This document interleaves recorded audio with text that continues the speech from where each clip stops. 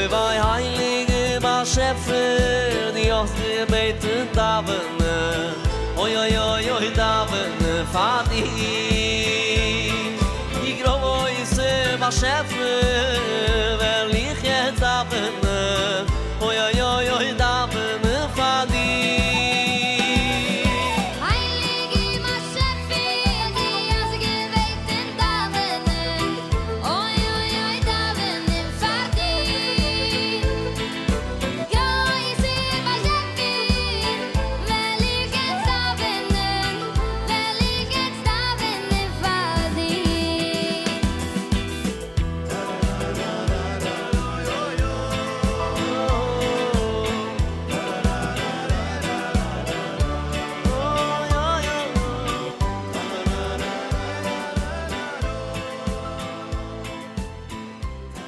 Hello everyone, this is the second in the small mini-series about showing love to our children in Shul and kissing our children in Shul. We saw yesterday that the Ramah says that it is prohibited. However, the sources were not from the Gemara, they were from Sefer Hasidim, Ashut Binyamin Ze'ev. It's not a clear source that we usually go to.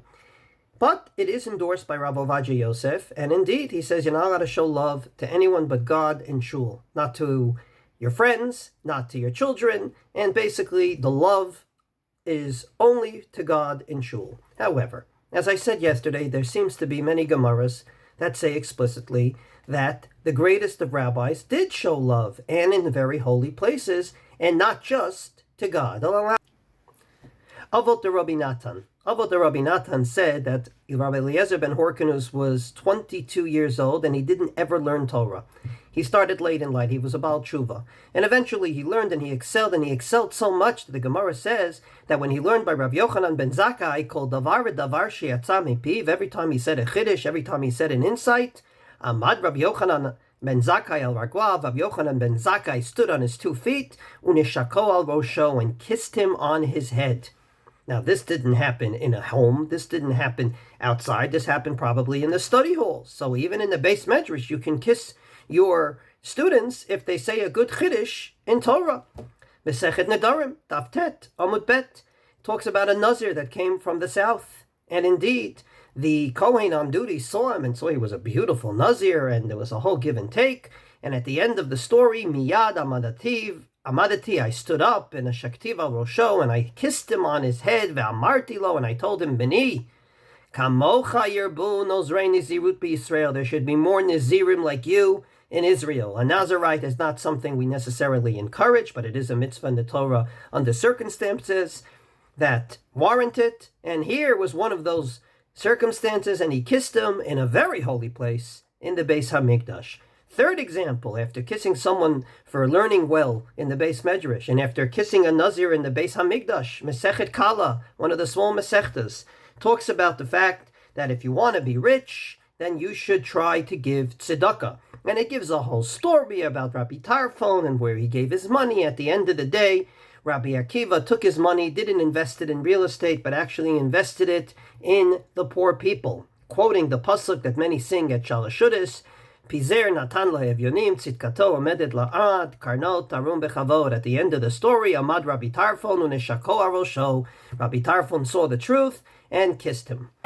So as we could see, we have 3 examples in our Gemaras in which people were kissed. 1, definitely in the Beis Medrash. 2, in the Beis HaMikdash probably. 3, not sure, but at the end of the day, the Gemara says explicitly, Holichol leBeit HaMidrash. Indeed, in the Beis Medrash. So Beis Medrash is okay. Beis HaMikdash is okay. Why is there such a let-up with Shul? I would like to answer this question by saying as follows. You can't kiss children in Shul during davening. During davening, your focus should be to daven to God. There's a time and place for everything. After davening, there is no prohibition.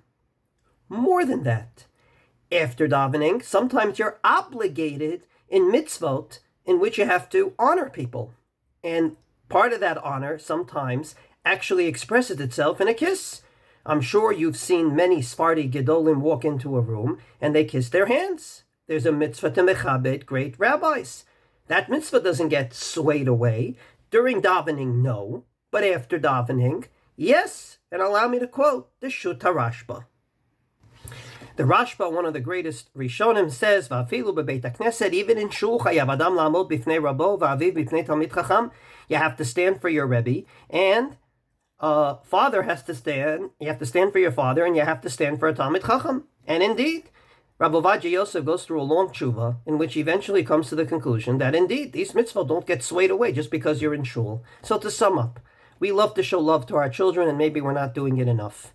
Not during davening per se. I once told you the story about the chazan who put a chair next to him. On the chair he put his son. The whole time in davening he put his arm around this boy and he was davening, and I found it very objectionable. I think that's exactly what the Ramah is talking against. But after davening and for other things, of course, show love. Show love for someone that excels in his learning, like the story we saw. Show love for a Nazir that actually took upon himself all the restrictions of a Nazir, and show love for someone that after so many years understood that giving tzedakah is a great thing.